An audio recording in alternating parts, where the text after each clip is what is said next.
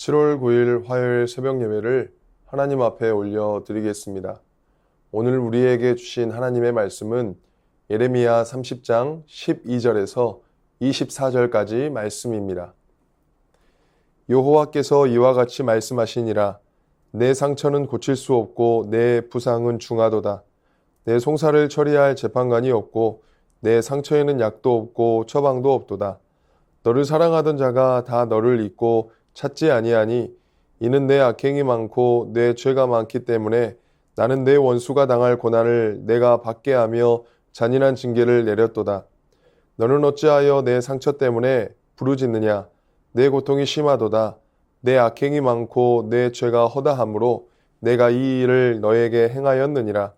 그러므로 너를 먹는 모든 자는 잡아먹힐 것이며 내 모든 대적은 사로잡혀 갈 것이고 너에게서 탈취해 간 자는 탈취를 당할 것이며 너에게서 노략질한 모든 자는 노략물이 되리라. 여호와의 말씀이니라. 그들이 쫓겨난 자라 하매 시온을 찾는 자가 없은즉 내가 너의 상처로부터 새 살이 돋아나게 하여 너를 고쳐주리라. 여호와께서 말씀하시니라. 보라, 내가 야곱 장막의 포로들을 돌아오게 할 것이고 그 거처들의 사랑을 베풀 것이라. 성읍은 그 폐허가 된 언덕 위에 건축될 것이요 그 보루는 규정에 따라 사람이 살게 되리라. 그들에게서 감사하는 소리가 나오고 즐거워하는 자들의 소리가 나오리라. 내가 그들을 번성하게 하리니 그들의 수가 줄어들지 아니하겠고 내가 그들을 존귀하게 하리니 그들은 비천하여지지 아니하리라. 그의 자손은 예전과 같겠고 그 회중은 내 앞에 굳게 설 것이며 그를 압박하는 모든 사람은 내가 다 벌하리라. 그 용도자는 그들 중에서 나올 것이요 그 통치자도 그들 중에서 나오리라. 내가 그를 가까이 오게 하리니 그가 내게 가까이 오리라. 참으로 담대한 마음으로 내게 가까이 올 자가 누구냐? 여호와의 말씀이니라. 너희는 내 백성이 되겠고 나는 너희들의 하나님이 되리라. 보라, 여호와의 노여움이 일어나 폭풍과 해오리 바람처럼 악인의 머리 위에서 해오리 칠 것이라. 여호와의 진노는 그의 마음에 뜻한 바를 행하여 이루기까지는 돌이키지 아니하나니 너희가 끝날에 그것을 깨달으리라. 12절은 여호와께서 이와 같이 말씀하시니라 라는 말씀으로 시작합니다. 12절 시작은 11절까지의 내용과 구별되는 듯 합니다.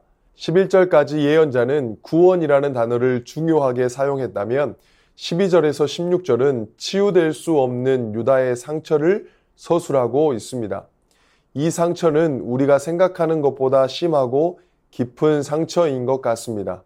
그리고 이 상처는 타인의 잘못으로 생긴 것이 아니라 스스로 자처하여 생긴 상처입니다. 12절에서 내 상처는 고칠 수 없고 내 부상은 중하도다. 13절에서도 내 송사를 처리할 재판관이 없고 내 상처에는 약도 없고 처방도 없도다. 상처가 생겼는데도 고칠 수 없고 부상 정도가 심한데도 회복할 수 있는 방법이 없습니다. 더군다나 송사에 대해서도 처리할 재판관이 없다고 말합니다. 지금껏 정의로운 판결보다 불공정한 재판관이 판결하였었는데 불공정한 재판관마저 사라졌음을 말씀합니다.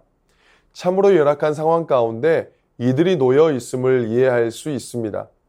14절을 읽어보면 왜 이들이 이러한 아픔을 겪어야 하는지에 대해서 설명합니다. 이는 내 악행이 많고 내 죄가 많기 때문에 나는 내 원수가 당할 고난을 내가 받게 하며 잔인한 징계를 내렸도다. 악행이 많고 죄가 많이 있기 때문에 이러한 징계를 받게 된다라고 말씀합니다. 우리에게 일어난 현실을 하나님과의 관계에서 먼저 살펴볼 필요성이 있습니다. 말씀에 순종하는 삶보다 거짓되고 불순종한 삶을 살았던 우리의 모습을 통하여 우리에게 징계가 임할 수 있습니다. 그렇기에 우리 삶에 나타난 상황을 우리는 하나님과의 관계에 대해 먼저 생각해 볼 필요가 있습니다. 우리의 악행이 많고 죄가 많기 때문에 징계를 받고 있는 것은 아닌지 점검하고 살펴볼 필요가 있습니다. 이스라엘의 상황은 돌이킬 수도 없을 만큼 처절할 뿐만 아니라 너무나 열악한 상황입니다. 그런데 18절부터 회복에 대한 말씀을 하십니다. 18절은 하나님께서 이스라엘을 치료하는 방식에 대해서 기록하고 있습니다. 예언자는 임박한 미래에 대해서 말하는데 특별한 동사가 사용됩니다. 돌아가다 라는 슈브 동사와 포로들이라는 쉐부트, 살다 라는 야샤부와 같은 단어를 사용하는데 이것들은 하나님께서 이스라엘을 치료할 것임을 나타내고 있는 단어들입니다. 또한 하나님을 이스라엘을 사랑한다고 기술합니다. 이것을 히브리어로 아라햄이라고 번역한 단어인데 라함, 이 라함은 연민을 느끼다, 불쌍히 여기다를 의미합니다. 상처 입은 이스라엘에 새살이 돋아난다고 하는 것은 하나님의 긍휼하심으로 인한 것입니다. 바벨론에서 돌아온 사람들은 어떻게 살아야 하는가? 예언자는 폐허 위에 건축될 도시와 본래 자리를 되찾을 궁궐을 묘사합니다. 폐허가 되었던 도시 재건과 함께 저자는 백성의 귀환만이 아니라 다윗 왕과의 회복까지도 기대합니다. 오늘 본문을 통하여서 우리가 기억해야 할 세 가지가 있습니다. 먼저 불평 말고 회개해야 한다는 것입니다. 징계는 고통스럽고 아픕니다. 누구든 그 고통에서 벗어나기를 원합니다. 치료 과정은 더디고 새살이 돋기까지는 많이 시간이 걸립니다. 더군다나 시온은 치료하기 힘든 상처를 입었습니다. 하나님이 원수같이 되어 치신 상처이므로 치료는 처음부터 어렵습니다. 상처의 원인이 악행과 죄 때문임에도 시온은 치료해 주시지 않는다고 불평만 합니다. 불평 이전에 악행과 죄를 깨달아야 합니다. 권리를 요구하고 내세우기 전에 원인부터 살펴야 합니다. 둘째, 아픈 현실에서 인내할 수 있어야 합니다. 하나님은 자격 없는 시온에게 치료를 약속하십니다. 원수는 멸망과 약탈로 징벌하시고 시온은 새살을 돋게 해 상처를 아물게 하실 것이라고 말씀합니다. 하나님은 징계하시나 버리지 않으십니다. 긍휼히 여겨 가엾고 비참한 시온의 운명을 바꾸십니다. 현실의 벽은 높고 현실의 삶은 아프지만 인내하며 은혜를 구하는 삶이 되어야 합니다.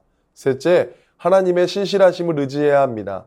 포로에서 돌아오고 폐허된 성읍이 재건되고 빼앗긴 기쁨과 감사를 되찾게 됩니다. 기쁨의 잔치를 회복하고 성읍엔 다시 거주민이 넘칠 것입니다. 현실을 견디는 힘은 미래에 대한 확신입니다. 우리가 소유한 미래는 헛된 꿈을 외치는 허무주의자의 꿈이 아니라 말씀에 기반한 신실한 꿈입니다. 우리 하나님은 신실하신 하나님이십니다. 그 증거가 본문에 나와 있습니다. 22절 말씀을 함께 읽겠습니다. 너희는 내 백성이 되겠고 나는 너희들의 하나님이 되리라. 전에도 우리가 자주 봐왔던 말씀입니다.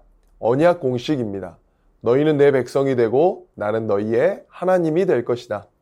담대한 삶은 믿음과 신뢰에서 비롯되는 것입니다. 살아계신 하나님을 향한 믿음과 신뢰가 담대함을 주는 것입니다.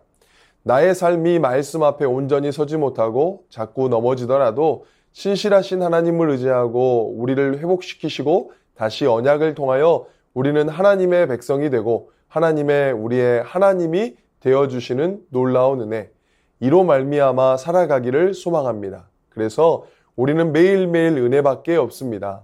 은혜만이 우리를 살리는 힘이고 능력입니다. 죄악이 먼저 있었던 이스라엘이었지만 하나님은 스스로를 돌이키셔서 회복까지 약속하십니다. 오늘도 사랑이 많으신 하나님께로 나아가 신실하게 살아가는 모든 성도들이 되시기를 주님의 이름으로 축원합니다. 주신 말씀 의지하여 함께 기도하겠습니다. 불평하는 삶이 아니라 회개함으로 아버지와 더욱 친밀한 관계로 살아가게 하소서. 아픈 현실 속에서도 인내케 하시는 아버지의 함께 하심을 의지하게 하소서. 이 시간 말씀 의지하여 함께 기도하겠습니다.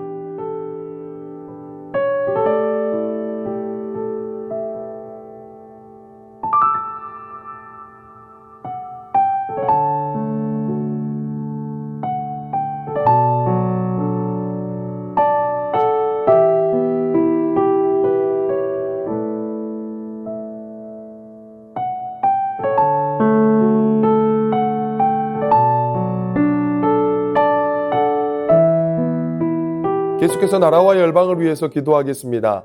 힘겨운 현실 속에 살아가는 이웃들에게 예수의 사랑이 흘러가는 나라 되게 하소서. 어지러운 사회 경제를 안정화시켜 주시고 정치인들이 올바른 정치를 하게 하소서. 콜롬비아에서 복음주의 그리스도인들이 마약 갱단에게 위협받고 지역 원주민들에게 핍박받고 있습니다. 이들의 생명을 지키시고 핍박과 탄압 속에서도 신실하게 신앙을 지켜가게 하소서. 이 시간 나라와 열방을 위해서 함께 기도하겠습니다.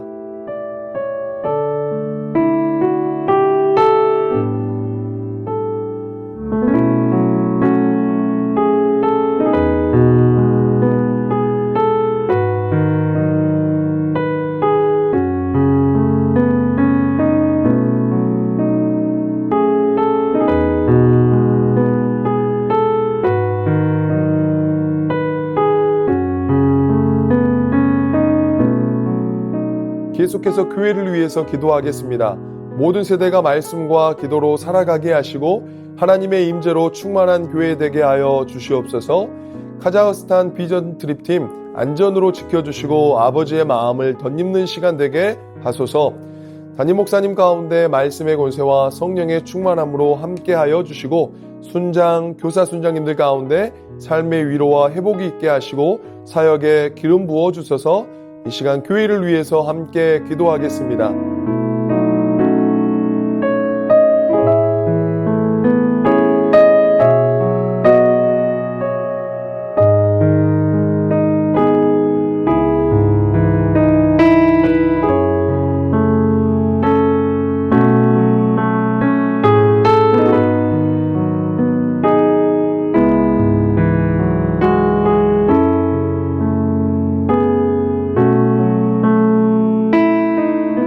선교사님과 환우들을 위해 기도하겠습니다.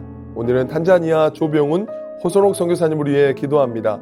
학교 아이들이 방학을 마치고 2학기가 시작이 되는데 주의 은혜가 넘치도록 허리 치료로 건강이 회복된 다우디 목사님이 전도 목사로 더 귀하게 쓰임받게 하소서. 환우분들을 위해 기도하겠습니다. 안행순 집사님 위암 수술 후 회복 중입니다. 조직 검사 결과에 따라 항암 여부를 결정하게 됩니다. 항암 없이 회복될 수 있도록 치유하여 주옵소서. 이용 집사님 호흡과 건강에 온전한 회복이 있게 하여 주시옵소서. 문금수 권사님 림프암으로 4주에 1회 2일에 걸쳐 항암을 진행하시는데 깨끗하게 치료받고 회복되게 하옵소서. 정기섭 집사님 큰 사고 이후 후유증 없이 잘 회복되게 하옵소서. 염점동 집사님 3개월에 한 번씩 검사를 진행하는데 운동만 잘하시면 전립선 암으로 자유할 수 있다고 합니다. 끝까지 치료하여 주옵소서. 조국빈 집사님 직장암 수술 후 회복 중에 있습니다. 암세포를 남김없이 제거하여 주시고 완전히 회복시켜 주옵소서. 한양림 권사님 목 디스크 통증으로 치료받고 계십니다. 속히 통증이 사라져서 건강한 일상을 사는데 어려움 없게 하옵소서. 최기숙 집사님 유방암으로 항암 마치고 수술까지 잘 마쳤습니다. 6월부터 방사선 치료 시작하고 12월까지 표적 치료하는데 모든 치료의 과정 잘 마치고 깨끗하게 회복되게 하옵소서. 김민정 이 집사님 피검사 결과 2차 방사선 치료 9월 2일에 진행하게 되었습니다. 이후 모든 과정을 하나님께 맡기며 잘 감당할 수 있는 힘을 더하여 주옵소서. 이정희 집사님 담도암 수술 후 회복 중에 있습니다. 완치까지 선하게 인도하옵소서. 이용림 성도님 등에 생긴 종양 치료를 위해 항암 중에 있습니다. 기존 치료제에 내성이 생겨 치료제를 변경한 후 여러 가지 부작용으로 어려움 가운데 있습니다. 부작용 없게 하시고 완치까지 인도하여 주옵소서. 권호순 권사님 계속되는 항암 가운데 잘 견뎌낼 수 있는 체력 주시고 깨끗하게 회복시켜 주셔서 항암 없이 회복되게 하옵소서. 노성빈 형제님 크론병을 앓고 있습니다. 한 달에 한 번 주사제 치료를 받고 있습니다. 부작용이 생기지 않게 하시고 예배를 통해 하나님과의 관계를 회복하게 하옵소서. 모든 환우분들의 몸과 마음을 회복시켜 주시옵소서. 선교사님과 환우분들을 위해 함께 기도하겠습니다.